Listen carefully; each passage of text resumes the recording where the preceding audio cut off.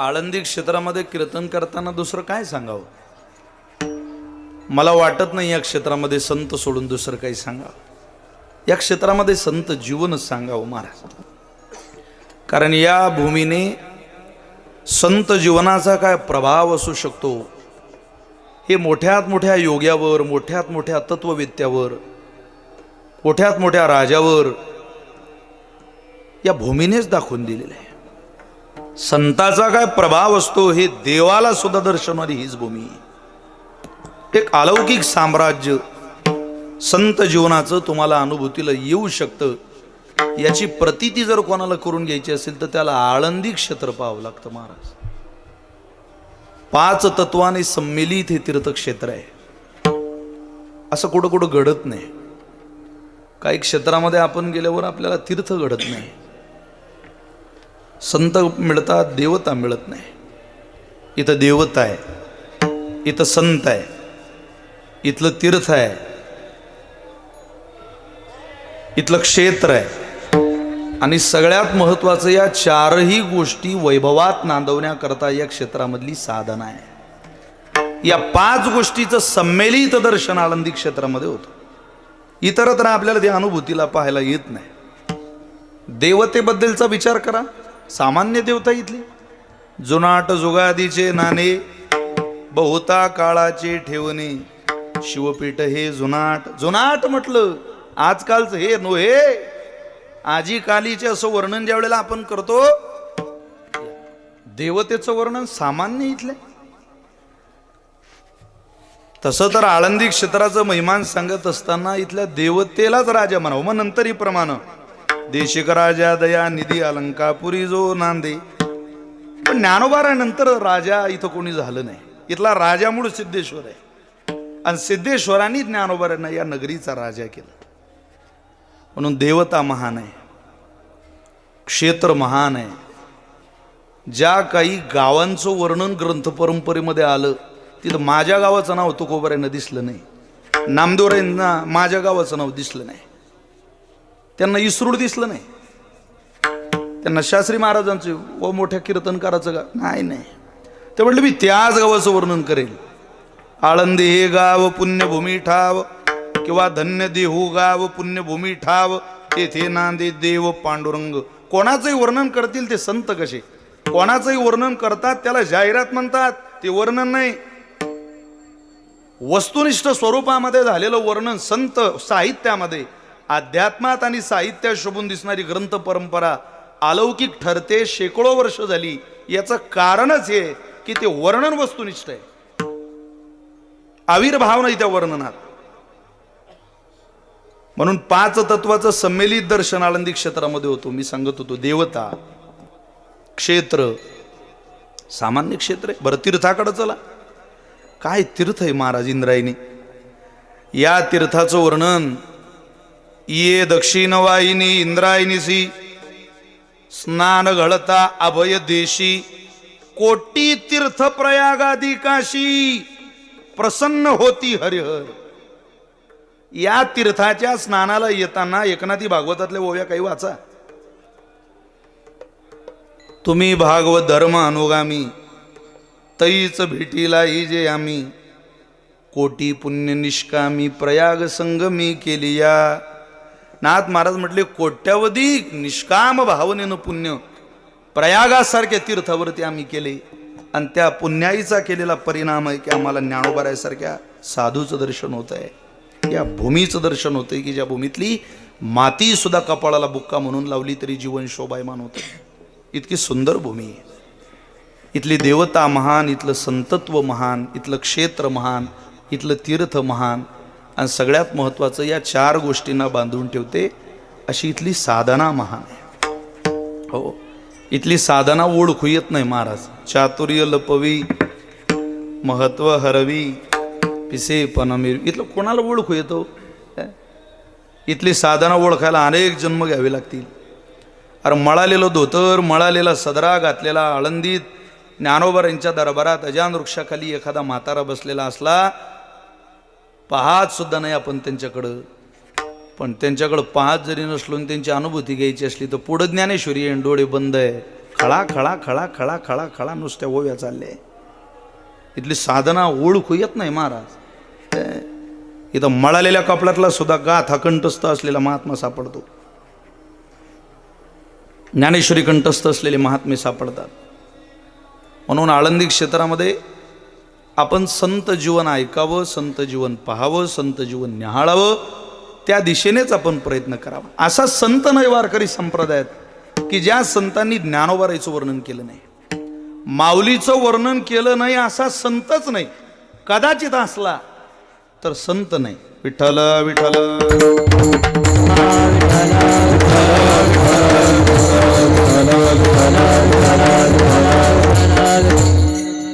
कारण वारकरी संप्रदायाचा विस्तार हा मैत्रीतून झालेला विस्तार आहे. मी धाडसानं बोलतोय आपल्यासमोर. ज्ञानोबाराने करून घेतला हा विस्तार. ही कीर्तन परंपरा, फड परंपरा, भजनाची पद्धती, हे सगळं ज्ञानोबारांचं दान आहे या महाराष्ट्राला. आपण फडकरी पाहतो, तुम्ही वास्करांचं भजन बघा, देहूकरांचं भजन बघा, मुक्ताबाई फड परंपरेचं भजन बघा, आजरेकरांचं फड परंपरेचं भजन बघा, जोग महाराज शिक्षण संस्थेचं भजन बघा. या सगळ्या पद्धती ज्ञानोबारांनी दिल्या. कारण या फड परंपरेचे अधिपती नामदेवराय आहेत. शिंप्याचा पोरयक खिडिया नामा, त्याने सतत फळ जागविला, आद्य फळकरी नामदेवराय. आणि त्या आद्य फळकऱ्यांचे आजी गुरु मुक्ताबाई, आजी गुरु ज्ञानोबाराय. फड परंपरा ज्ञानोबारांनी जन्माला घातली. या राज्यात भजन करावं लागेल तुम्हाला. आपला देव भजन प्रेमी आहे, हे ज्ञानोबारांना आवडीचं. ज्याला ज्याला भजन आवडतं त्याला त्याला ज्ञानोबाराय आवडतच असतील म्हणून भजन आवडतं. ज्याला भजन आवडतं ज्ञानोबाराय आवडत नाही, समजावं ते नाटक आहे. विठ्ठल विठ्ठल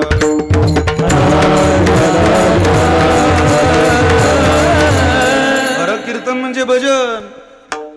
या महाराष्ट्रात गायक अनेक आहे. गायकांवरती, त्यांच्या नावांवरती, त्यांच्या गायकीच्या उपासनेवरती PhD करता येईल इतके मोठे मोठे गायक आहे. पण ज्ञानोबाराय गाता येतील असं भाग्य ज्ञानोबारांनी या क्षेत्रात राहणाऱ्या गरिबाच्या लेकराच्याच पदरी घातलं महाराज. गायक अनेक आहे, पण ज्ञानोबाराय तुकोबाराय नाही गाता येत. मृदंग वाजवणारे थोडे या देशात, पण थाप सुद्धा टाकता येत नाही ज्ञानोबाराय तुकोबाराय गायला लागल्यावर. पखावाज वादक बघा तुम्ही, या देशातले सर्च करून बघा. पण ज्ञानोबाराय गायला गरिबाच्या लेकराला ज्ञानोबारांनी ते दान पदरात घातलं. नामदेवरांना पुढं केलं. अट्टहास ज्ञानोबारांचाच होता की नामदेवरांना तीर्थयात्रेला घेतलं पाहिजे. जातच नव्हते ते, प्रेमानं सोबत घेतलं आणि गेले. अगोदर जात नव्हते आणि एकदा गेले तर सोडायला तयार नव्हते. समाधी सोहळ्याला यायच्या अगोदर काही प्रकरण मी वाचली, थोडंसं पाहायला मिळालं. मी भारावून गेलो असा प्रसंग पाहला. ज्ञानोबारांचा समाधी सोहळा झाला. अनु रेणू कसे उतरले, कोणी हात धरला, कसं पांडुरंग परमात्म्यानं ज्ञानोबारांना पाहिलं, कसं आई रुक्मिणीने पाहिलं, कसं इंद्रायणीचं तीर्थ आणलं, हे सगळं वर्णन नामदेवरांनी अभंगात केलेलं आहे महाराज समाधी सोहळ्याच्या. या वारकरी संप्रदायावर नाही हो, अख्ख्या सनातन धर्मावर उपकार करून गेले नामदेवराय. सनातन धर्मावर. वारकरी संप्रदाय म्हणजे छोटी होईल संज्ञा. सनातन धर्मावर ज्ञानोबाराय सारखा महात्मा काय संप्रदायापुरता मर्यादित आहे का? एका संप्रदायानं पूजन करावं ज्ञानोबारांचं. अख्ख्या सनातन धर्मानं संतत्व म्हणून विश्वात कोणाला शोधायचं असेल तर ज्ञानोबारांकडे जावं लागतं. म्हणून त्यांना विश्व माऊली म्हणतात, कैवल्य साम्राज्य चक्रवर्ती म्हणतात, कोणालाही म्हणत नाही. ते समाधी सोहळ्याचं वर्णन केलं. समाधी सोहळा झाला आणि हा समाधी सोहळा झाल्यानंतर पुढची पांडुरंग परमात्म्याची वारी आली. सगळे संत वारकरी पंढरीला गेले. पंढरपूरच्या वारीचा नियम असा आहे, तिथं नामदेवरांनी कीर्तन करावं वाळवंटात आणि सगळ्यांनी ते कीर्तन श्रवण करावं, ऐकावं की नाही. नामदेवराय कीर्तन करायचे पण रंगतच नव्हतं कीर्तन. रंग नावाची देवता कीर्तनात येत नाही. रंग नावाची देवता आहे, तिला बोलावं लागतं, तिला आव्हान द्यावं लागतं. 17 पुराणांची रचना केलेले महर्षी व्यास असंतोषी होते सरस्वती नदीच्या किनाऱ्यावर. असा रे संसारे विषय विषसंगा कुलदिया क्षणार्धन क्षेमार्धम पिपत शुकगाथा तुलसुदाम. जावं कुठं, 17 पुराणांची रचना करणाऱ्या महात्म्याने म्हणावं. तिथं नामदेवरायांची अवस्था झाली. नामदेवराय नाचत नाही, गात नाही. शेवटी वारकऱ्यांच्या तक्रारी यायला लागल्या. गेल्या वर्षीसारखं नाही झालं. गेल्या वर्षी चांगलं झालं. परमात्मा म्हटले नामदेव महाराज जरा लक्ष द्या बरं का. यूट्यूब हे यूट्यूब वगैरे 1-1.5-2 वर्ष चालेल, तुम्ही ध्यान द्या जरा. तक्रारी तुमच्या रंगत नाही म्हणे.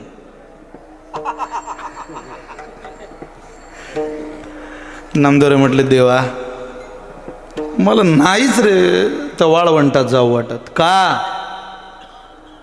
कारण कीर्तन तेव्हा रंगायचं जनी म्हणे ज्ञानदेवा बोला भंग. अरे माझी माय नाही रे माझ्या पाठीमाग, आणि काय कीर्तन करू. मला माझ्या ज्ञानोबारांची लय आठवण येते देवा. अरे वारी माझी तर ज्ञानोबारांचं वर्णन आळंदी, पण ते असल्याशिवाय मला तुझं वर्णन नाही रे करता येत. अरे नाच नामदेवा, वारकरी पंढरीला तुझ्या कीर्तना करता आले. मी नाचावंसं वाटतं का तुला? हो वाटतं ना. मग मला एकदा ज्ञानोबारांची भेट करून दे ना पुन्हा. समाधी घेतली. देन देवा अरे तुला काय अशक्य आहे. आणि दर्शन झालं तर श्री ज्ञानदेवाचे मज दर्शन होईल साचे, तरीच मी वाळवंटी नाचे पंढरी. जर माझ्या माऊलीचं दर्शन मला झालं तर मी आण घेऊन सांगतो तुला, अरे थकेल तो वर नाचर वाळवंटात. फक्त माझी ज्ञानदेव नावाची माय मला एकदा दाखव. सखा विरळा ज्ञानेश्वर नामयाचा जो जीवार, नामयाचा जो जीवार, नामयाचा जो जीवार. सखा विरळा ज्ञानेश्वर नामयाचा नामयाचा जो जीवार,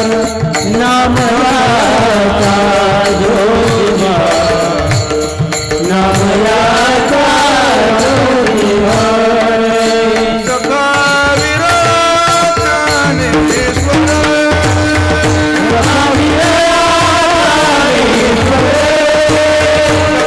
विरळा ज्ञानेश्वर, सखा विरळा ज्ञानेश्वर,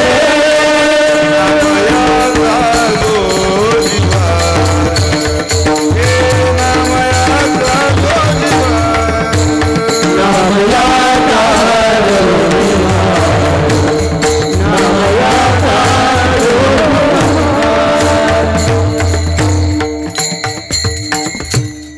मैत्री असेल, काय प्रेम असेल. सखा विरळा ज्ञानोबारासारखा मित्र नाही नामदेवराय म्हटले.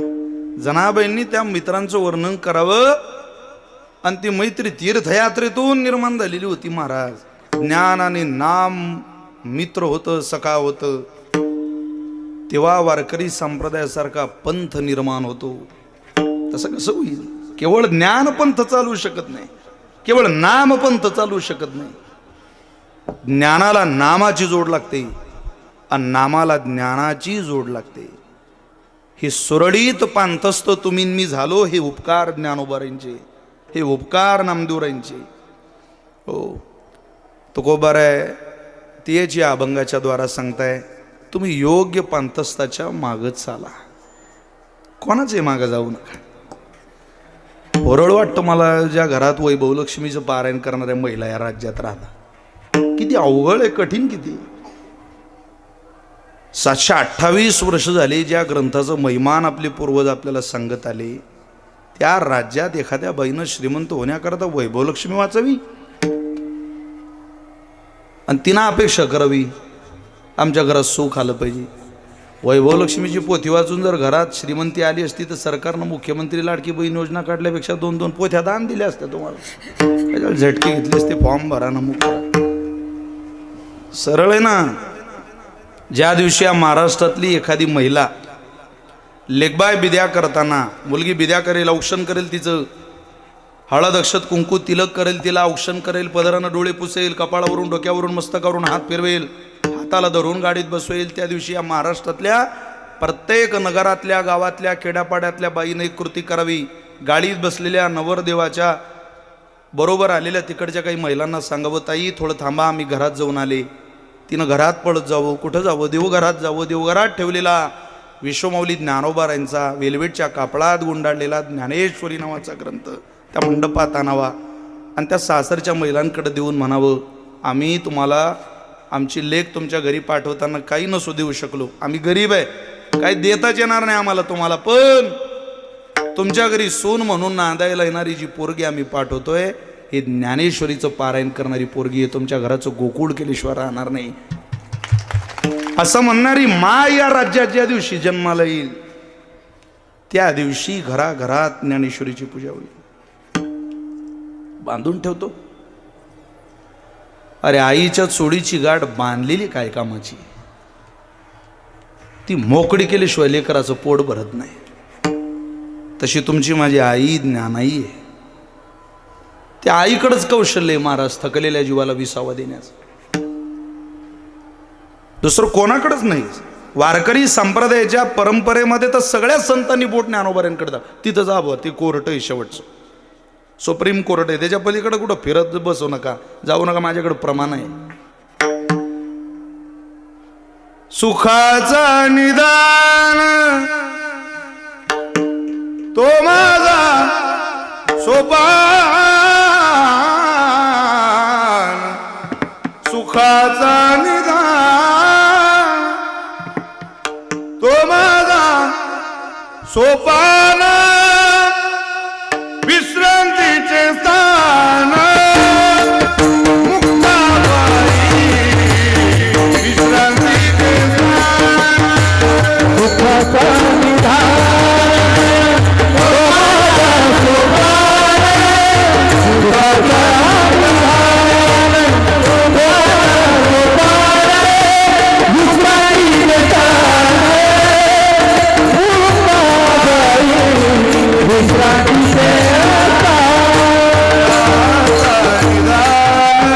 तो माझा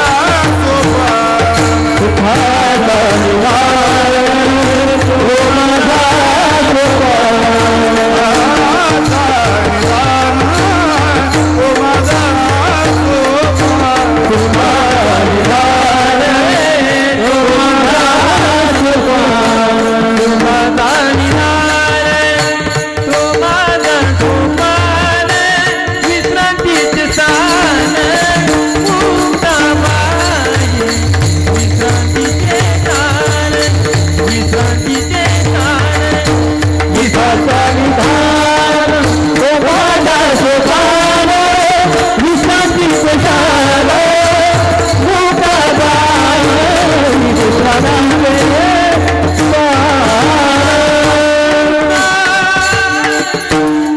विश्रांतीच घ्यायची असेल तर ज्ञानोबाराशिवाय, सोपान काकाशिवाय, मुक्ताबाईशिवाय, विश्वगुरु निवृत्तीनाथाशिवाय पर्यायच नाही महाराज.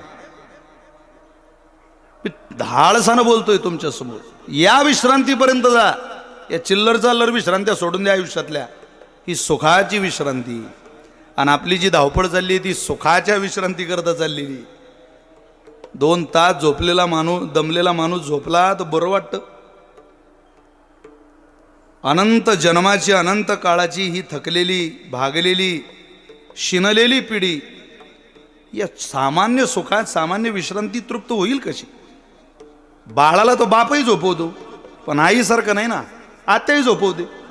12व्या अध्यायातली गोवी इतकी गोड आहे, म्हणजे रडणारं पोरग आहे. आई बाहेर गेलेली मार्केटला, बापाकडे दिलं झोपत नाही, राहत नाही, आत्याकडे दिलं, मावशीकडे दिलं, काकीकडे दिलं, कोणाकडेच राहत नाही. माय घरी आली, रडणाऱ्या पोराचा आवाज ऐकता बरोबर पिशवी फेकून दिली. आणि नवऱ्याला म्हणते, अहो जरा त्याला झोप आली, काही कळतं तुम्हाला? तो म्हणजे 2दा घातलं त्याला पाळण्यात, ते झोपत नाही, मी काय करू? ती म्हणे बघा कसं झोपतं ते. तिनं ते बाळ घेतलं आणि पाळण्यात घातलं. जगातली प्रत्येक आई आपल्या लेकराला झोपवताना एक विशिष्ट आवाज काढते. जो जगातल्या कुठल्याही असामान्य तत्ववेत्याला कागदावर लिहिता येत नाही. ते असं काहीतरी म्हणते,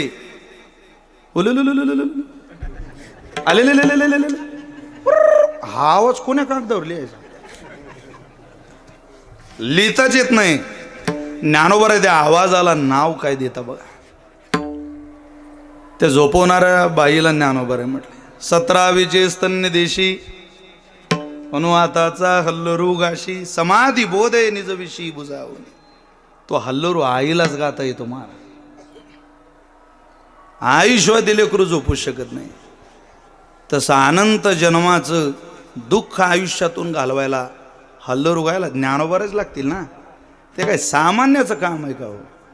ते ताकदीचा गाणारा लागेल, आपली माय लागेल. जन्म जिनं दिलाय ती आई. दुसऱ्याची माय खूप दिसायला गोरी, अरे दुसऱ्याची ना पण आपली माय काळी असेल पण अरे करंगुडी कापली तरी दुःख होतं. तिनं चरकन पोट फाडून घेतलेले का जन्माला घालताना. आई कशाला म्हणता? ती काळी असेल रंगानं पण तिच्या कासेतलं दूध आपल्याकरता अमृत आहे. तशी ज्ञानोबा आहे, तुकोबा आहे, आपली आई आहे महाराज. संत आपली मायबाप आहे. म्हणून त्यांच्या पाठीमागं आपण गेलं पाहिजे. तुकोबा म्हटले इथं प्रत्येक जण प्रवासी आहे. तुम्ही कोणाच्याही मागं जाऊ नका. संत मार्गी चालती तुम्ही त्यांच्या मागं जा. कोणाच्या मागं जावं कोणाच्या मागं जाऊ नये याचे खूप चांगले पुरावे. कोणाच्या जाऊ नये आणि कोणाच्या जावं. खरं मूर्ख स्वेच्छाचारी तार्किक अनुभव शून्य अगुणज्ञ मतस्थिरम तेषां पार्श्वम न गच्छयो न गच्छयो न गच्छयो. जाऊ नका या लोकांच्या मागं, हे त्रास देतील तुम्हाला. कोण? खरं. खरं म्हणजे गाढव. गाढवाच्या मागं जाऊ नये असं म्हणता. कुत्र्याच्या पुढून गाढवाच्या मागं जाऊ नये. मूर्ख. काय मूर्खाच्या मागं दादा? एकानं केलं तेच माणूस करत बसतो. सध्या मूर्खाच्या मागं प्रवास करणारी इतकी टोळी जन्माला आली. काव कुठं चालले काही पत्ता नाही. बरं ओरिजिनल मूर्ख बरं तरुण तरुण पोरं. एखादा ट्रेंड निघाला बघा ना ते व्हॉट्सअपला मागं. ते काय एकानं फोटो टाकला की तेच माय सेल्फी तर तेच यायचं व्हॉट्सअपला आणि फेसबुकला. कायच करा. जोडीदाराचा एकानं फोटो टाकला माझा जोडीदार, अख्ख्या जोडीदारांचेच फोटो. काय करा. तुम्ही एखाद्या बसस्टँडवर रिकामपण काढून वेळ काढून बसा. मी त्या बुलढाणा जिल्ह्यातलं मोताळा नावाचं बसस्टँड आहे तिथं बसलेलो होतो. म्हणजे लोक पोरं कम्प्युटर टेक्नॉलॉजीच्या युगातले कोण्या जगात जीवन जगता ही शंका आहे. मी बसलेलो त्या बसस्टँडवर आणि एक नवीन जोडपं आला असं हातावर मेहंदी बिंदी काढलेली. हो मी त्यांना पाहिलं म्हटलं हे नवीन आहे आपण आता जुने झालो, ते जागा दिली पाहिजे. मी उठलो आणि मागे गेलो. तिथं पंखा बिंखा होता. शक्यतो बसस्टँडवर 1-2च पंखे चालू असतात. पंखे खूप असले तरी तो चालू होता. मी उठलो मागच्या लाईनमध्ये बसलो. असे समोर समोर होते ते 2-4 ते आले 2 जण बसले आणि ते झाल्या ना त्यांच्या गप्पा चालू. ती मुलगी म्हणे तुम्हाला माझ्या डोळ्यात काय दिसतं? हा म्हणे तुझ्या डोळ्यात मला सारं जग दिसून राहिलं. म्हटलं मेलो गड्या आता. सारं जग? हां खरंच सांगा तुम्हाला माझ्या डोळ्यात काय दिसतं? हो म्हणे मला तुझ्या डोळ्यात सारं जग दिसतं. मी त्याच्याजवळ गेलो. म्हटलं भाऊ या जगात मग एसटी दिशीन कुठे तर पाय. मी 1.5 तास झाले या बसस्टँडवर बसलाय. तो कंट्रोलर बी धड सांगत नाही. तुझे त्या जगात जर दिसली तर माय खूप चांगलं होईल. सोशल मीडियातली पिढी नवीन ट्रेंड येतोय जगात. तसंच कोणी वागतं, तसंच कोणी बोलतं. चित्रपट पाहला तसंच वागतं. पडद्यावरचं जर तसं वागावं वाटतं तर ज्ञानेश्वरी वाचल्यावर का माणसाला वागावं वाटणार नाही? शुल्लक लोकांना पडद्यावर पाहिल्यावर जर ती भूमिका आयुष्यात साकारावी वाटते, तशीच वेशभूषा केशभूषा करावी वाटते, तर ज्ञानेश्वरी वाचणाऱ्यावर ज्ञानेश्वरीचा प्रभाव 100% होईल महाराज. ते पुण्यवानाचे शब्द आहे. चित्रपट पाहून बदल होत असेल, एखादी रील बघून बदल होत असेल, तर ज्ञानेश्वरी वाचून आमच्यात बदल होत नाही हे म्हणणं साफ चुकीचं आहे. एक तर तुझं ज्ञानेश्वरीत मन नाही आणि एक तर ज्ञानेश्वरी तुला जवळ धरत नाही. आपण लाख ज्ञानेश्वरी वाचू पण ज्ञानोबारांनी जवळ धरलं पाहिजे ना. मी कायम सांगतो, नित्य पारायण करणाऱ्याला विचारा तुम्ही, ओवी पुढं गेली तरी आवाज देते ती मागून, अरे मला वाच रे बाबा, मी माझ्या माऊलीच्याच मुखातली, मला सोडू नको, मला वाच. जीवला होता तो महाराज ते ओव्या. तुम्ही अभंग वाचा, ओव्या वाचा, मागून आवाज देता. तर काय मूर्खाच्या मागं प्रवास करायचा. खरं मूर्ख स्वेच्छाचारी. स्वेच्छाचारी म्हणजे मी म्हणेल तेच खरं, असा एक जगात वर्ग आहे. अशा लोकांच्या मागं जाऊ नये. त्यांना शास्त्र आधार नसतो, पुरावा नसतो. ते ना संतांना मानतात ना ग्रंथ मानतात. कुठलं तरी आपलं काढायचं आणि जगापुढं मांडायचं. जग मान्यता देतं म्हणून तो मोठा आहे असं कसं होईल. अरे आधार पाहिजे ना काहीतरी. स्वेच्छाचारी मी म्हणेल तेच. नाथ महाराजांचा निर्देश आहे, पंथ ते चुकले आपुल्या मतीचे, पंथ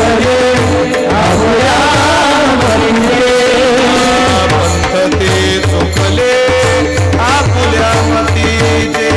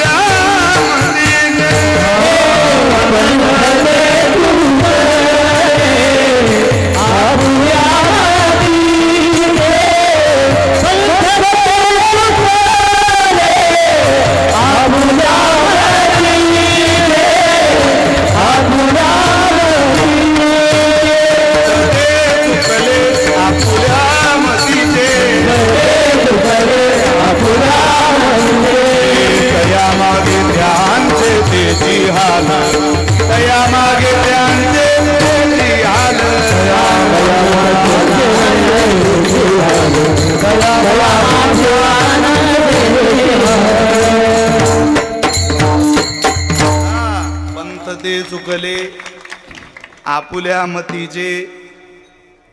आपल्या मतानं जे माणसं पंथ दाखवतात, समजावते स्वेच्छाचारी, तार्किक हा काही तर्क वितर्क काढणारी माणसं असतात.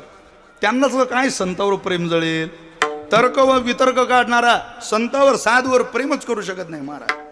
प्रेम करायला रक्तच वार करायचं लागतं संतावर प्रेम करायला. शोतो की बाजार में फतरो का व्यापार करना दुनिया का काम आहे. इकडं चालत नाही तो जगातला नियम. नापास होतात माणसं. तार्किक हा, अनुभव शून्य हा, या प्रत्येक शब्दावर कीर्तन करता येतील इतके सखोल शब्द आहेत. किंवा त्याची विस्तारानं चिंतन उदाहरण असं आपल्याला देता येईल. वेळेची मर्यादा आहे, आपल्याला तिकडे जायचंही नाही. अनुभव शून्य हा कवळीचा अनुभव नाही, ना काकड्याचा, ना हरिपाठाचा, ना पायीवारीचा. आणि त्यानं तत्वज्ञान सांगावं. सांगा आता हे. म्हणून वारकरी संप्रदाय हा तत्वप्रणाली जोपासणारा संप्रदाय महाराज. हो, पिकलेली वाणी पहा तुम्ही. अरे तुम्ही एखाद्या फळ्यावर एखाद्या वारकऱ्याचं कीर्तन आहे का, नित्य दरमा येणार आहे वारकऱ्याचं, काय साधं साधं बोलता, पण असं वाटतं ऐकतच राहावं, ऐकतच राहावं. वाणी पिकलेली असते महाराज. अनुभवाचा तो परिणाम असतो. केलेल्या सेवेत तो का म्हणे, श्रम केला अवघा आला फळास. अनुभव शून्य हा अनुभव शून्य माणसांच्या मागे जाऊन अगुणज्ञ आपल्या जवळ राहतात, पण आपल्या गुणावर किंमत करत नाही, आपल्या गुणाला दाद देत नाही. काय लागतं त्यांच्याजवळ? फार जवळचा मित्र आहे, कधीच म्हणत नाही अरे काल काय चाल गायली रे, वा ते मधलं मला खूप आवडलं गड्या. म्हणावं ना आपल्या मित्रांना कधीतरी. आपल्याला अडचण काय? पण गुणावर किंमत प्रेम नसलेली माणसं जवळ थांबवू नये, त्यांच्यासोबत जाऊ नये. अगुणज्ञ पिछा सोडला पाहिजे त्यांचा. जगाचं कौतुक करायला तुला वेळ आहे, माझं नाही, तुझ्या जीवाभावाच्या सख्याचं नाही. अरे खोटं कर माझ्या तयारीपर्यंत, पण कर ना. मी तुला सखा म्हणतो, तू कधीच माझं वर्णन करत नाही. अगुणज्ञ काय शास्त्रामध्ये आपल्या वडिलांनी, आपल्या बापदाद्यांनी आपल्याला ही सगळी भांडवल दिलंय. अमत स्थिरम, ज्याचं मत स्थिर नाही, आज एक भूमिका उद्या एक भूमिका, अशी मंडळी संतांपर्यंत जाऊ शकत नाही. माणसाचं मत स्थिर पाहिजे. मत म्हणजे मत नाही म्हणत मी, आता गेलं ते 5 वर्षावर. भूमिका माणसाच्या बदलता वेळोवेळी वेळोवेळी. पहा तुम्ही. अमत स्थिरम तेषां पार्श्वम न गच्छयो न गच्छयो न गच्छयो. शास्त्र म्हणतं जाऊ नका, ही लोक फसवतील तुम्हाला, यांच्या मागे जाऊ नका. महाराज जाऊ नका थोडीच ऐकायला आळंदीत आलो. अरे कोणाच्या जावं ते सांगा, मी सांगतो त्यांच्या मागे जा तुम्ही. वेदानुगामी सच्शील हा धर्मात्मा पुण्यवान श्रुती स्मृती अर्थ रूपश्च तेषां पार्श्वम गच्छयो. जे वेदाच्या मागे गेले त्यांच्या मागे जा. वेदानुगामी सच्शील हा, ज्यांचं शील चांगलं आहे त्यांच्या मागे जा. ज्ञानोबऱ्यांना पाहिल्यावर फोटो जरी पाहिलं तरी प्रेम करावं वाटतं. महाराज हे माझ्या जीवनाचं सर्वस्व आहे असं वाटतं. ते शील असतं. सच्शील हा धर्मात्मा. ज्ञानोबा ही सगळ्यात मोठी धर्माची मूर्ती. ज्ञानोबारांनी ज्ञानेश्वरी सांगितलेला धर्म कोणाला वाचता आला नाही, सांगतात ना, सांगणं तर सोडून द्या, वाचता आला नाही. कारण ज्ञानोबारे म्हटलं हे ज्ञानेश्वरीच धर. किंबहुना तुमचे केले धर्म कीर्तन सिद्धी सनेले. हे धर्माचं कीर्तन आहे, गा भलं होईल तुमचं. इकडं तिकडं काय वाचत बसता का? विश्वासाला तुडवीजे चोरा, ज्ञानोबरे बोलतात. शिनला सुईजे महापुरा तैसे दोषी इही नरा अनिष्ट की जे. माणसाचं वाटोळ करतील अशी ग्रंथ नशी पुराण, कोणी काही ग्रंथ काढेल म्हणेल वाचा, असं नाही.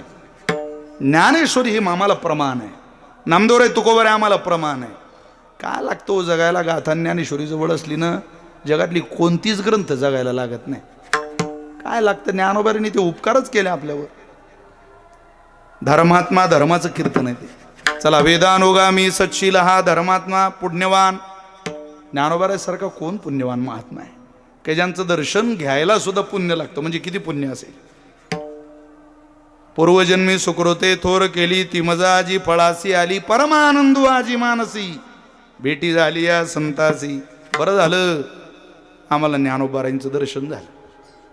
पुण्यवान श्रुती स्मृती अर्थ रूपश्च. आपण श्रुती पाहिली नाही, वाचली नाही, वाचली तर कळणार नाही, काय जाऊ नका तिकडं. पण श्रुती स्मृती ज्यांच्याकडं पाहिलं की आठवणीत येतात त्या संतांकडे जा ना. किती ओवी सुंदर आहे बघा. श्रुती स्मृतीचे अर्थ जे आपण जी होनी मूर्त अनुष्ठाने जगादेत वडील जे हे, त्याच्या पुढची होई बघा. तयाची आचरावी पावले पावनी सात्विकी श्रद्धा चाले तो तेच फळ ठेविले ऐसे लाहे मग त्यांच्या मागं जाण्याकरता असे नेमके कोण आहे? अरे संत आहे, त्यांच्या मागं जा ना. अभंगाचं पहिलं संत मार्गी चालती, संत मार्गी चालती, संत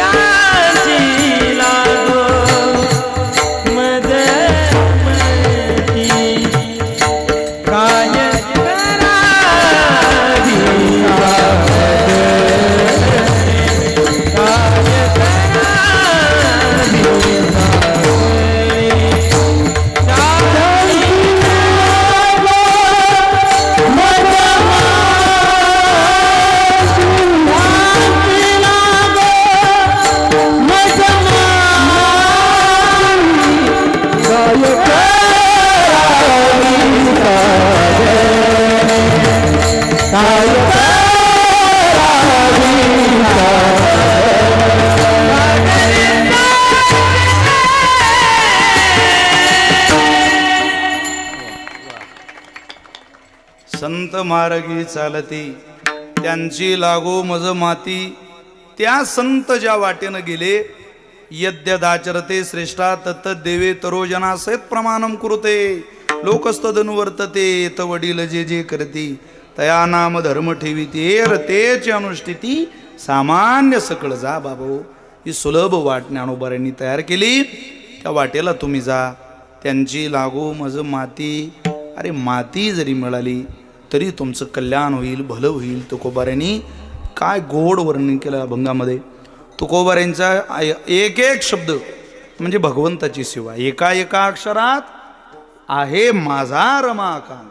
एक एक अक्षर महाराजांचं आपल्या जीवनाचं कल्याण करणारं अक्षर आहे. आपण तितक्या प्रेमानं वाचत नाही, हे आपलं दुर्दैव आहे. किंवा लोकांना आता 30% समाज बाबा आमच्या अनुभूतीला येतं, कानाची चोचले पुरवण्याकरता कीर्तनात येतं. 30% समाजात गावोगावी बऱ्याचदा काही गोष्टी बोलायची, मी तुम्हाला प्रामाणिकपणानं सांगतो, आळंदी क्षेत्रात मला पिंगळा म्हणायचीच इच्छा होत नाही. मला वाटत नाही म्हणावं. आता नाही वाटत पुरुषोत्तम महाराजांनी कधी आई म्हणावं, त्यांना वाटत नाही म्हणावं. पण काय झालं, ते एक बलस्थान तयार झालं. आता ते म्हटल्याशिवाय लोकांना कीर्तन झाल्यासारखं वाटत नाही, अशी परिस्थिती झाली. समजावं, हे लोक तेवढ्यावरच प्रेम करतात.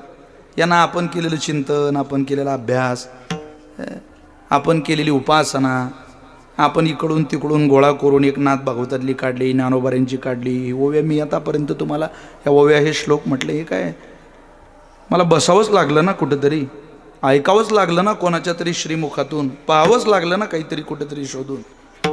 पण 30% समाजच असा झाला. तुम्ही करणार काय? कानाची चोचली पुरवण्याकरता किंवा काळ. काही काही गावात गेल्यानंतर लोक स्वतः सांगतात, महाराज कसं होऊ देतात.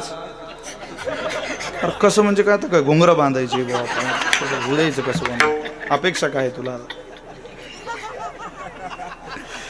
बोधे बाबा चाल म्हणायची, सगुण चरित्रे परम पवित्रे सादर वर्णावी, सादर वर्णावी. बाबांची आवडीची संत वृंदे मनोभावे आदि वंदावी. अरे काय सांगतो भल्या माणसा, जाऊ दे. आम्ही तर ठरवलेलं आहे 2 4 5 10 5 50 कीर्तन कमी अशी 3 3 2 2 वर 2 2 1 1 वर आपण आता एकच करावं वाटतं. कशासाठी करायचं आता आपली जिरली ना फिरून फिरून कशासाठी.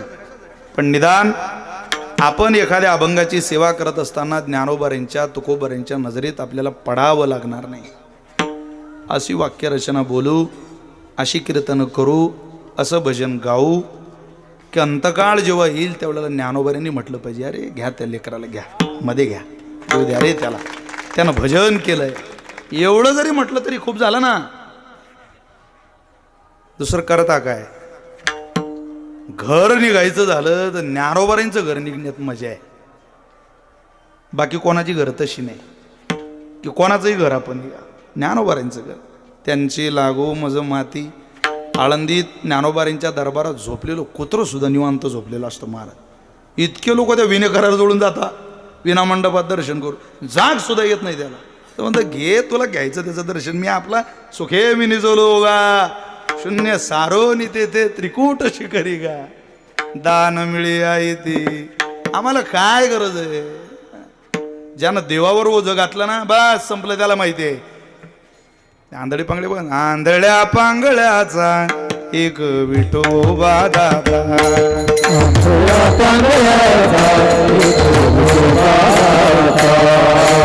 विश्व तोची सर्व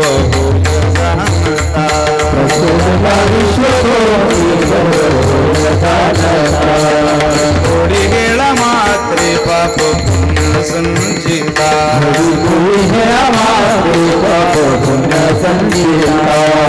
दुःख कोणवारी तुझ वाचोनी चिंता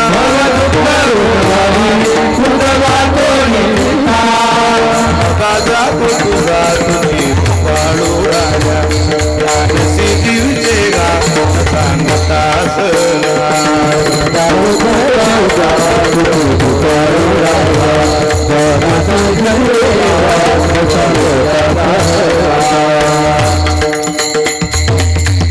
अरे ज्यानं ठरवलंय माझं ओझं तू काय म्हणे भार घातली यावरी त्यानं काय हे पाहत बसायचं. तुकोबारे म्हणतात नाही साधनं शोधू नका. साधनं शोधण्यात आमचाही खूप कालावधी गेला. नाथ महाराज आमचा फुलवारा नावाचं प्रकरण तुम्ही त्यातलं एक चरण बघा. नाथ महाराज म्हटलं मी खूप देव फिरायचो आधी. जो कोणी भेटला या देवाला जावं तुम्हाला गुण येईल तिकडं मी जायचो. किती देव फिरले अरे बापा बापा बापा. नाथ महाराज म्हणून सांगताच येणार नाही. ऐसी दैवते केली अनंते नवाचा भाऊ फेडिले वो परिते फलकट झाले शेवटी गळा येवोनी पडिले वो बहु जाचिले. ओ फिरलो अरे जमिनीवरचा प्रवास संपला तर विमानानं फिरलो लवकर लवकर देव झाले पाहिजे. बहु जाचिले दुःख भोगिले चौदेशी व्यापिले शेवटी झाले मी उदास सोडिली आस धरली कास पंढरी पाऊल जीव हर्षला तुझ मी फुलवरा बांधिला फुलवरा बांधिला तुझ मी फुलवरा बांधिला फुलवरा बांधिला तुझ मी फुलवरा बांधिला फुलवरा बांधिला तुझ मी फुलवरा बांधिला फुलवरा बांधिला फुलवरा बांधिला फुलवरा बांधिला जीव हर्षला तुझ मी फुलवरा बांधिला फुलवरा बांधिला तुझ मी फुलवरा बांधिला फुलवरा बांधिला तुझ मी फुलवरा बांधिला फुलवरा बांधिला तुझ मी फुलवरा बांधिला. एखादा झटका पाहिजेत महाराज ते खोलेबाचं कीर्तन चालू आहे असं मग लोकांना जाणवतं थोडं थोडं म्हणजे चालू आहे काहीतरी. आता पूर्ण नाही दिलं तर मग थोडं थोडं फुलवरा बांधेल काय महाराजांचं वचन आहे. महाराज नेमकं झालं काय. अरे संतानं बोट धरल्याशिवाय देव कळत नाही. आम्ही अनेक मार्ग फिरून आलो नाथ महाराज म्हटले पण बरं झालं. मग तुम्हाला देव कसा मिळालो. वैकुंठीचे निदान ज्याचे सतीजे प्रिय करो त्याची गाठ पडली ते निधिदला भय करो त्याचे संगती गेले भक्तीने मग देखिले भीमा तिरवो परात पर सोयरा पुंडलिक बरा दिदला थारा तेने मज बोलता हात दिदला त्याने माझा बोलता हात दिला फुलवरा बांधिला फुलवरा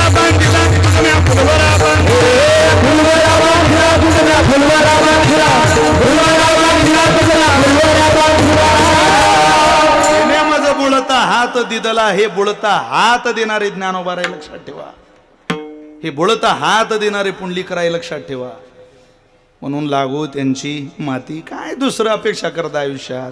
अपेक्षाच करू नये. संत जीवन हे सगळ्याच रोगांवरचं औषध आहे. बस संपलं. इथून पुढे आम्हाला जावं वाटत नाही. महाराजांनी व्यावृत्ती केली इतर साधनाची. षष्टी विभक्ती. काय करावी साधने, काय नव्हे एकतेने हेच करा. यावृत्ती काय काय करता ती साधन अन्यत्र. नाही नाही आम्हाला एक महात्म्याने जप करायला सांगितलं. अरे जप तप अनुष्ठान व्यर्थ कासया करणे, तीर्थ व्रत यम नेम न लगे दैवता धरणे, आसन मुद्रा ज्ञान ध्यान न लगे वारणशी मरणे वेड्या. अरे केशव माधव अच्युत वदता वैपात करणे, शरीर शोषण प्राण निरोधन मनोजय हट योग, गुदकूडन पिंडलीनी कलिमल दल भंग, ऊर्ध्ववायूचा श्वेत तोडुनी करिवो वनभंग, ब्रह्मरंध्री मिसळे परी मुमुक्षुदंग. जाऊ नको, एक काम कर, भेदभाव तोडुनी घेतला प्रेमाचा गरळा, शुद्ध नाम श्री हरीचे निजमुखी लागला चाळा. पुढं हरिस्मरणाचे निबडे अंकित केले कडे काळा. मग एका जनार्दनी एका जनार्दनी अखंड सुख सोहळा. ओम नमो भगवती राम कृष्ण वासुदेवा, ओम नमो भगवती राम कृष्ण वासुदेवा. असं आहे. संपलं नाव. काय पाहिजे जीवनात? म्हणून काय करावी साधने, तिकडं जाऊ नका. तुम्ही संतांच्या दिशेनंच चला. मी नेहमी सांगतो, चिखलाच्या गोळ्याला आकार द्यायला कुंभारच लागतो महाराज. सोन्याच्या लगडीचा अलंकार घडवायला सोनारच लागतो. तसे बिघडलेलं जीवन पांडुरंगाच्या चरणावर नेऊन घालायला ज्ञानोबारायसारखा कृपाळू दयाळू अंतःकरणाचा संतच लागतो. त्याशिवाय हे बिघडलेलं जीवन श्री पंढरीनाथाच्या चरणावर जाऊच शकत नाही. ती काही जागीरदारी आहे का, मक्तेदारी आहे का ती आपल्या बापदादीची? आपण म्हणू शकतो ही प्रमाण माझ्या वडिलाची मिराची, अरे ज्यांची होती त्यांनी तर सेवा केली, आपलं तर काहीच नाही. अवचिताची हाती ठेवा, दिली सेवा न करता तो कोबारे म्हणजे. हे सेवा न करणाऱ्याच्या हाताला लागलं त्याला असं वाटतं सेवा चालली. कीर्तन म्हणजे काही सेवा आहे का हो? कोणाचा उद्धार होईल? इथं कीर्तन केल्यानं पर तुम्हाला उपदेश केल्यानं विशाल महाराज खोलेचा उद्धार आज होतच नाही. विशाल महाराज खोलेला याच्या खाली उतरून स्वतःच्या उद्धाराकरता काहीतरी प्रार्थना करावी लागेल ना. या देशाच्या पंतप्रधानापासून तर या देशातल्या रेल्वे स्टेशनवरच्या फिरणाऱ्या याचकाला सुद्धा उद्धाराकरता प्रार्थना करावी लागते. ते इंटरनॅशनल दर्जाचा भिकारी होऊन, नुसता भिकारी नाही, इंटरनॅशनल आंतरराष्ट्रीय दर्जाचा. एकदा भिकेची अवस्था रेड्याला कळाली तरी त्याची समाधी मंदिर होतं. भिकेची अवस्था भिंतीला कळाली तरी तिचं मंदिर होतं. भिकेची अवस्था एका पाठीला टेकलेल्या दगडाला कळाली तरी त्याचं मंदिर होतं निवाशाला. काय केलं काय त्यानं? काय नाही, ज्ञानोबा यांच्या पाठीला आपला चिकटून राहिला. म्हणून आळंदीमध्ये आल्यानंतर वेळोवेळी वेळोवेळी वेळोवेळी ज्ञानोबाराय काय ऐकायचे असतात, ज्ञानोबारायच का बोलायचे असतात, की त्या संत जीवनाचा काहीसा प्रभाव आपल्या आयुष्यावर पडावा आणि साधनेच्या वाङ्मयाच्या दिशेनं आपला प्रवास सुकर व्हावा. म्हणून तुकोबारे म्हटले, तुम्ही अनेक साधनाची वाट बघू नका, ती तुमच्या जीवनाकरता फलित ठरणार नाही. महाराज, पण संतांकडे गेल्यानंतर आम्ही नेमकं स्वीकारावं काय? तिथं काय मिळेल? अरे उष्ट मिळालं. शेष घेईना उत्कृष्ट, शेष घेईना उत्कृष्ट, शेष घेईना उत्कृष्ट, शेष घेईना उत्कृष्ट.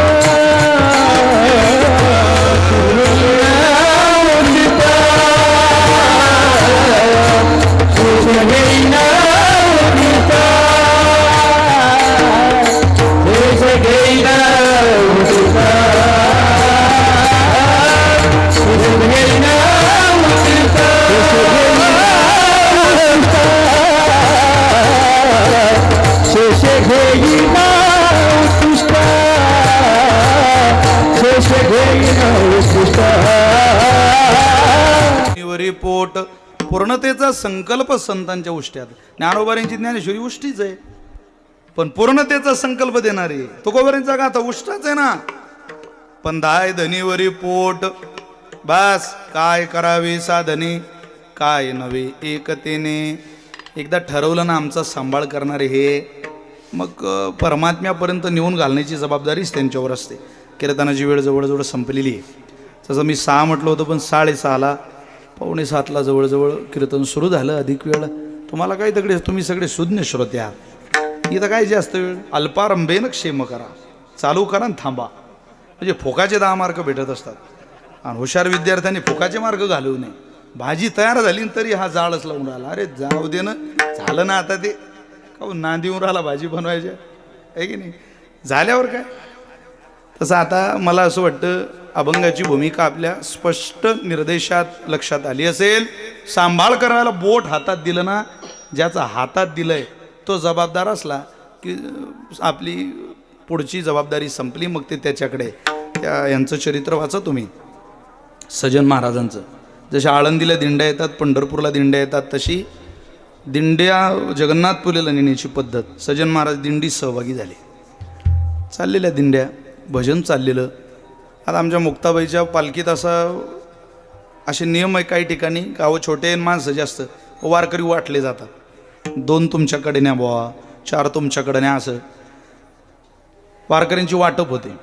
दिंडी थांबली आणि घ्यायला आले सगळे. तुम्ही आमच्याकडे चला, तुम्ही आमच्या. एका गावात सजन महाराजांना एक व्यक्ती घ्यायला आला. तो म्हणजे तुम्ही आमच्याकडे चला, 2 घास जेवण करा, आराम करा, सकाळी काकड्याला या. बरं बरं ते म्हटले काय हरकत नाही. ते त्यांच्याकडे गेले. 2 घास जेवण घेतलं. झोप लागली त्यांना. थकलेला माणूस लगेच झोपतो महाराज. भूक ना मागे चबाना और नींद ना मागे बिछाना. भुकेला माणूस पदार्थ विचारत नाही, झोपे आलेला माणूस बिछाना पाहत नाही. भुकेलेला पदार्थ तो विचारत नाही काय आण, तो म्हणतो लवकर. आता दिवसभर ज्या बाईच्या हातात रिमोट आहे ती बाई रात्री नीट कशी झोपेनो. ती बाई रात्री म्हणते मुझे नींद नाही, मुझे चैन नाही. तू कांदे लावायली आहे जरा, 3 दिवस झोपशी. तुला उठवायला इंजेक्शन देणं पडीन, तू उठून काऊन नाही राहिली, उठून काऊन. मग कष्ट असतं आहे की नाही. 4 किलोमीटर पाखावात ज्याच्या गळ्यात आहे त्याला विचारा झोप कशी असते पालखी सोड्यातली. काय महाराज 4 फळावर सेवा करून आलेल्या विचारा. मंगेशबा खरं आहे की नाही. चंदू महाराज विचारा, चंदू महाराज पांचाळांना ते सेवा करतात ज्ञानोबारींच्या. आमच्या मुक्ताबाईला 2 कीर्तन वाजवायचे रोज. झोपले सजन महाराज. झोप लागल्यावर त्या घराची मालकीन रात्री 12-12:30ला उठली आणि सजन महाराजांकडे आली. महाराज उठा. अहो तुम्ही घरात आले तेव्हापासूनच माझा डोळा तुमच्यावर होता. ते म्हटले तुला काही लाज वाटते का, कोण तुला स्त्री म्हणेल, तुझा नवरा घरात झोपलाय वेडे. अगं तो झोपलाय, जा त्याला उठव. ते म्हणे मला हात लावायला त्याची अडचण होते, तुम्हाला आहे. ती आत गेली, पलंगाखालचा कोयता घेतला आणि सजन महाराजांना आवाज देऊन नवऱ्याचं मुंडकं तोडलं. महाराज मुंडकंच तोडलं. रक्ताचा पाठ व्हायला लागला, लटलट कापायला लागली. सजन महाराज काय झालंय. ते म्हणे आता माझा स्वीकार करा. अगं जी बाई आपल्या नवऱ्याला मारते, आपल्या कपाळावरचं कुंकू पुसून टाकते शरीराची भूक भागवण्याकरता, तिच्यासारखी नालायक बाई या जगात नाही. आणि आम्ही तिचा हात धरावा. आग लाव तुझ्या सौंदर्याला. तिला वाटलं नवराही मारला आणि हाही जातोय. ते बाहेर आली, नारडावर सुरू केलं तिने. गाव गोळा झालं. मारला सजन महाराजांना. जग खरा खोट्याचा निवाडा करत नसतं. जग न्यायाधीशाच्या भूमिकेत न्याय देऊन मोकळं होतं. माणसं स्वतःच्या आयुष्याची वकिली करता आणि दुसऱ्याच्या जीवनाचे न्यायाधीश होता. दुर्दैव आहे जगाचं. चला राजाकडे नेलं, सांगितलं आणि असं असं कृत्य केलं. ते म्हटले गड्या पाहून काही वाटत नाही त्याच्याकडे. हात पुढं कर सजन. मी राजा आहे, मला नाही विलाज आहे माझा. हात पुढं केला आणि हात तोडून टाकला. दुसऱ्या दिवशी दिंडीत सहभागी व्हायचं होतं. हात नाही, रडत होते सजन महाराज. कर्म चुकलं असतं, झालं असतं तर काही हरकत नाही म्हणे, पण काहीच केलं नाही गाड्या. तरी आपल्याला असा त्रास होतोय. पण सोन्याला परीक्षा असते महाराज. पण त्या यातना त्याच महात्म्याला माहिती असतात. काय हे किती पराकोटीचं दुःख आहे, स्मरणातूनच जात नाही. ते रडत होते सजन महाराज. त्रास या हात तोडल्याचा होत नव्हता. हात तोडल्यानंतर दिंडी सहभागी झाल्यानंतर ते भजन करणारे जवळ सुद्धा चालू देत नव्हते. मागवा मागवा. पाप केलं त्याचा हात तुटते काय? पाप केल्याशिवाय हातच तुटत नाही, म्हणून हात तुटला. चला माग. दिंडीच्या मागं काढून दिलं त्यांना. एकटेच चालायचे, कोणी खायला दिलं तर खायचे, झोपायला कोणाकडे जायचे नाही. आपलं मंदिरात मारुतीराजा पारावर झोपायची, रोडला झोपायची, पाणी दिलं तर प्यायचे, काही कोणाकडं पाहायचं नाही. पण हा अपमान फार दिवस सहन करायचा नाही. आता एक काम करू, जगन्नाथपुरीत जाऊन तिथं समुद्र आहे, एकदाचा जीव देऊन टाकू, म्हणजे मिटून तरी जाईन एकदा कायमचं. जगाची बहुतेक त्याची इच्छा दिसते. चालत राहिले एकटे. भजनाची गोडी होती त्यांना. परमात्म्यानं पाहिलं किती त्रास आहे रे हा, इतका त्रास. जगन्नाथपुरीला जाणारा कोणीतरी एक महात्मा मागून आला आणि सजन महाराज दिंडीच्या मागे दिसले. सजन, तेरा अच्छा होगा. आशीर्वाद दिला. भलं होईल तुझं, चांगलं होईल. साधूचा आशीर्वाद हा खूप बलशाली असतो महाराज. परमात्म्याचा रथ आला सजन महाराजांना घ्यायला. ते दिंडीत जाऊन विचारला को ते सजन महाराज, अरे म्हणे नालायक माणूस आहे, आम्ही दिंडीतून काढून दिला, तुम्ही कशाला आले? म्हणे भगवंतानं रथ पाठवला. देवानं कशाला पाठवला? अरे म्हणे त्याला घ्यायला आलो आम्ही. बरं बरं, तुम्ही कशाला आले? पण तू माणूस चुकीचा आहे. म्हटले तुम्ही बोलू नका. ते सजन महाराज कुठे सांग? म्हणे मागे दिंडीच्या, त्यांच्याजवळ गेले. बसा, परमात्म्याने बोलावलं तुम्हाला. रथात बसवलं, भगवंताच्या पायावर आणून घातलं, दर्शन घेतलं. जाऊ दे देवा, झाला आता काय, झाल्यावर काय पोटाला धरतो. आतापर्यंत कुठं होता? मला एक प्रश्न विचारायचा आहे, मारायचा आहे. रथात बसवणारा तू आहे की हात तोडणारा तू आहे? यातला तू कोणता आहे? भगवंतानं सांगितलं, सजन रे, हात तोडणाराही मीच आहे आणि रथात बसवणाराही मीच आहे. अरे तुझ्या पुढून गाय पळत होती, पळता पळता गायी मागं कसाब पळत होता. गाय पुढं, कसाब मागं, तू उभा होता चौकात. गाय पळून पुढं गेली, कसाबाला दिसले नाही. कसाबानं तुझ्याकडे येऊन विचारलं, गाय कुठे? तू हात वळवला, या दिशेला गेली म्हटलं नाही, हात दाखवला. तुझ्या हाताच्या दिशेनं कसाब गेला, गाईला मारलं. कसाबानं गायीची हत्या केली. हत्या तुझ्या हातामुळं झाली. तुला कर्माचा दंड देणं अगत्नीत होतं, अगत्य होतं, गरजेचं होतं. बरं झालं देवा बाबा, माझ्या कर्माने माझा हात तोडला. अरे पण त्या बाईनं तिचा नवरा मारला ना, त्याचं काय? मारू दे, मारला तर. अरे बाईने नवरा नाही, गायीनं कसाब मारला.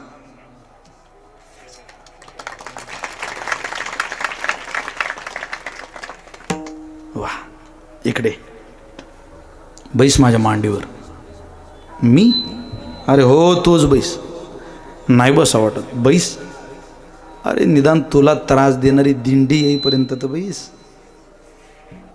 बसवलं ते सगळे वारकरी आले. अरे देवा, याला दर्शन घ्यायचंय का माझं? हो, याच्या पाया पडा. याच्या दर्शनाशिवाय तुम्हाला माझं दर्शन होऊ शकत नाही. कृपा कटाक्ष निहाळिले, आपुले पदी बैसविले. आपलं पद देण्याचं सामर्थ्य भगवंताकडे. मग विचारलं, देवा तुझ्यापेक्षाही त्या साधूने जो आशीर्वाद दिला तो खूप महत्त्वाचा वाटतो रे. अरे मला आशीर्वादाचं बळ द्यायला देव म्हणून तुझ्याकडे आलं नाही, किंवा येता आलं नाही, किंवा आलो असतो तर तुला पटलंही नसतं. साधूच्या रूपात यावं लागलं सजन. साधूच्या रूपात आलो नसतो तो तुझी वृत्ती मध्येच डगमगून तू समुद्राच्या दिशेने गेला असता, तू जगन्नाथपुरी पाहिली नसती. ही ताकद देवाला सुद्धा संत भूमिकेत येऊन भक्ताला द्यावी लागते.